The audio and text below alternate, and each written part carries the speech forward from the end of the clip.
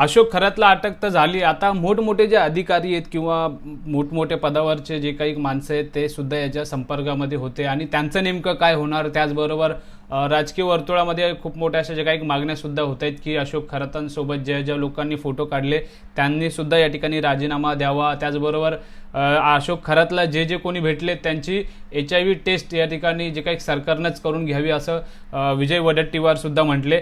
तर एकंदरीत अशा प्रकारचे जेव्हा जे काही प्रकरणं होतात त्यावेळेस मोठमोठे जे काही मासे गळायला लागण्याचा या ठिकाणी एक अंदाज असतो. ते या प्रकरणामध्ये अजून कोणकोणते असे मोठे मासे जे ते या गळायला लागणार आहेत. त्याचबरोबर या सगळ्या प्रकरणामध्ये अशोक खरात सोबत त्यांचं काय होणार हे सुद्धा पाहणं गरजेचं आहे. एकंदरीतच या प्रकरणाबद्दल काय काय स्टेटमेंट या वेगवेगळ्या नेत्यांनी या ठिकाणी दिलेले आहेत आपण बघूया. जेवढे भेटलेत ना त्या बंधू बाबाला सगळ्याची HIV टेस्ट गव्हर्नमेंटनीच करून घेतली पाहिजे, नाही तर संसर्गजन्य रोग होईल, सगळेच मरतील. त्यामुळे थांबा जरा. अध्यक्ष महोदय, या अशोक खरात या बंधू बाबांनी जे महाराष्ट्रामध्ये हा बंधू बाबा हा ज्योतिष्य सांगतो, काय सांगतो, देवाचा अवतार सांगतो आणि अनेक जवळपास 100च्या वर याचे कारनामे पुढे आले, त्याचे व्हिडिओ क्लिप पुढे आलेले आहेत. देवाच्या धर्माच्या नावाने फसवणारे जे काही बंधू तयार होत आहेत, महाराष्ट्रामध्ये प्रगत महाराष्ट्र म्हणतो आम्ही, पुरोगामी महाराष्ट्र, सगळ्या दृष्टीनं पुढे जाणारा महाराष्ट्र, आणि यामध्ये असे जे काही अडकले जात आहेत. अध्यक्ष महोदय, यामध्ये राजकीय क्षेत्रातील लोक, काही IAS अधिकारी आहेत, IPS अधिकारी आहेत आणि त्याच्याबरोबरच या सगळ्यामध्ये काही महसूल विभागाचे अधिकारी आहेत. आणि या सर्व अधिकाऱ्यांनी मिळून अध्यक्ष महोदय जे काही त्यांच्या बरोबर खरं तर या सर्व जे जे भेटलेत, जे व्हिडिओ क्लिप आलेत, व्हिडिओ क्लिपमध्ये आलेत, व्हिडिओमध्ये आलेत, त्या सर्वांचे CDR मोबाईलचे चेक केले पाहिजे.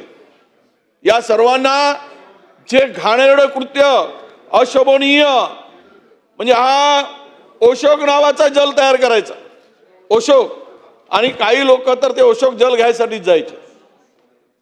आणि हा अशोक जल त्याच्यामध्ये तो वियाग्रा टाकायचा. ते सुद्धा तुम्हाला माहित आहे. त्यावेळेस गुलाबरावजी, त्यावेळेस ते कोण देणारे होते, कोणाचा आग्रह होता ते पण मानायला लागलो ना तर मग चुकीच्या दिशेनं जाईल. ते देण्यासाठी कोणी आग्रह केला त्याचं नाव मी घेणार नाही, कारण मी नोटीस दिली नाही म्हणून. पण आता तुम्ही मला त्यावर भाग पाडू नका. माझी तुम्हाला विनंती, 35ची नोटीस दिली आहे. अध्यक्ष महोदय, ह्या बंधुगिरीमुळे पूर्ण महाराष्ट्राची बदनामी झाली आहे, संपूर्ण देशामध्ये. आणि ह्यामधून महाराष्ट्राच्या बदनामी बरोबरच ज्या दिवशी हे सगळं प्रकरण पुढे आलं, एका हॉटेलमध्ये 3 IAS अधिकारी त्यांच्यावर कारवाई होऊ नये म्हणून मदत करत होते, हॉटेलमध्ये बसले होते. IPS अधिकारी, त्यांनी त्यांचा सुद्धा यामध्ये सहभाग आहे. त्या आरोपीला वाचवण्याचा प्रयत्न झाला. आज संपूर्ण महाराष्ट्रातील जनतेची मान शर्मेने खाली गेली, अशा प्रकारचं एक मोठं लाजवणारं आणि शर्मेनं मान खाली घालणारी ही घटना. अध्यक्ष महोदय, म्हणजे आमच्याकडे जी माहिती प्राप्त होत आहे या संदर्भात, केवळ SIT नेमून हा प्रकरण काही संपणार नाही. अरे खुद्द महिला आयोगाच्या अध्यक्ष, ज्या महिलांच्या अधिकारासाठी, त्यांच्या न्याय हक्कासाठी तिथे त्यांना बसवलंय, संविधानिक पद देऊन त्या जाऊन तिथे त्या बंधू बाबांच्या पायात पाय धुतात. आणि अशा व्यक्तीला, अशा प्रवृत्तीला समर्थन करतात. अध्यक्ष महोदय, अनेक मंत्रिमंडळातील मंत्री त्या बंधू बाबाचे दर्शन घेतात. भगवानचा अवतार, ईश्वराचा अवतार. अरे थोडी तरी शपथ घेताय, पण तिथे जाताना, या बंधूकडे जाताना थोडा तरी विचार करून जायला पाहिजे. माणूस कर्तृत्वाने मोठा होतो.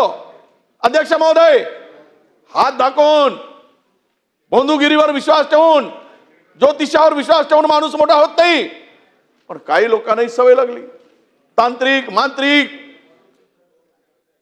हात बघून किंवा भविष्य बघून सगळं जे काही आहे ह्यामधून अध्यक्ष महोदय फार वाईट ही घटना आहे. अनेक महिलांचं शोषण झाल्याची संपूर्ण व्हिडिओ समोर येत आहेत. आणि हे बंधुगिरी इथेच नाही, किती लोक, किती महाराज असे किती अनेक जण तयार झाले. काल परवा एक थोरात नावाचा कीर्तनकार 16 वर्षाच्या मुलीवर अत्याचार करतोय, 16 वर्षाच्या, आणि इकडे खरं कीर्तन सांगत आहे. म्हणजे आतून उडवून कीर्तन आणि आतून तमाशा. कुठे चाललंय हे सगळं? काय चाललंय महाराष्ट्रामध्ये? अनेक जणांची नावं आली. माझी विनंती अध्यक्ष महोदय, हे धर्मांधपणा दाखवून धर्माच्या नावाने, देवाच्या नावाने, या सर्व जवळपास 100च्या वर क्लिप आहेत अध्यक्ष महोदय. ठीक आहे. आणि म्हणून मला मी करतो, बाकीच्यांना पण बोले एकच आमचे या संदर्भात अध्यक्ष महोदय, ही महाराष्ट्राची लाज घालवली आहे. आणि यामध्ये जेवढे सामील आहेत तेवढ्यांचे राजीनामे घेतले गेले पाहिजेत. 6 आरोपी केले गेले पाहिजेत. जेवढे अधिकारी आहेत, IAS अधिकारी, IPS अधिकारी, मंत्रिमंडळातील काही मंत्री आहेत, यांचे राजीनामे पहिल्यांदा घेतले पाहिजे. या बंधुभावाला साथ दिली आहे, या नालायक माणसाला.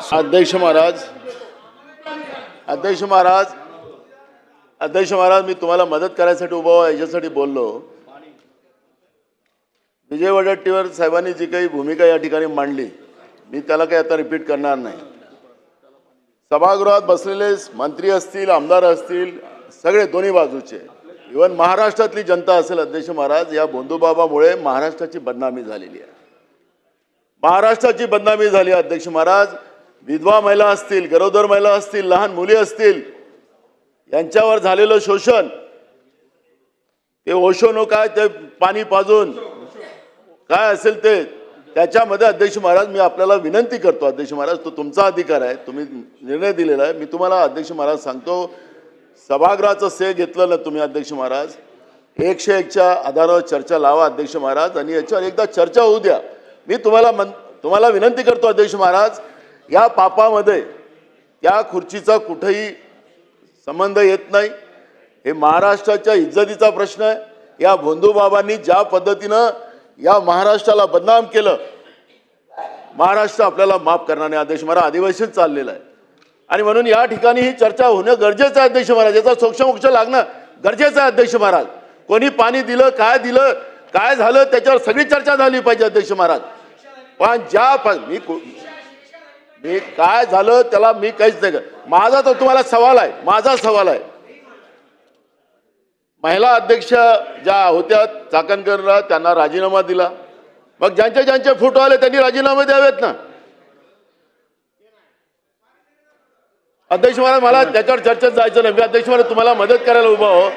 महाराष्ट्राच्या इतिहासाला तुम्ही सगळं सांगितलं, मला कशी मदत करणार आहात ते अजून सांगितलं नाही. 101च्या खाली चर्चा लावा. सगळं नको घ्यायला अध्यक्ष महाराज. मी तुम्हाला मदत करायला उभा. 101च्या चर्चा आता चालू करा अध्यक्ष महाराज. अल्प चर्चा करा अध्यक्ष महाराज, पण हा प्रश्न निकाली लावा अध्यक्ष महाराज, नाहीतर आपल्याला माफ नाही करणार अध्यक्ष महाराज. ठीक आहे. अध्यक्ष महोदय, एक अत्यंत गंभीर असा प्रश्न महाराष्ट्राच्या समोर उभा राहिलेला आहे अध्यक्ष महोदय. अध्यक्ष महोदय, खरं तर हा स्थगन प्रस्ताव कसा होतो, आपण निर्णय दिलाय, हा विषय संपलाय. परंतु प्रत्यक्षपणे महाराष्ट्र विधिमंडळाचं अधिवेशन सुरू आहे, याच्यामध्ये प्रत्यक्षपणे सरकारचा संबंध आता आलेला आहे. सरकार याच्यामध्ये त्यांना अटक करतात, त्या ह्याला भोंदूला अटक करून सरकार पुढची चौकशी करतंय. त्यामुळं या सभागृहाचा अधिकार आहे की नेमकं सरकार काय करतंय त्याच्यावर चर्चा घडवून सरकारकडनं उत्तर घेणं. अध्यक्ष महोदय, याच्यामध्ये सरकारचा संबंध डायरेक्ट कसा आहे, याच्यामध्ये IAS अधिकारी, IPS अधिकारी, पोलीस अधिकारी याच्यामध्ये आहेतच.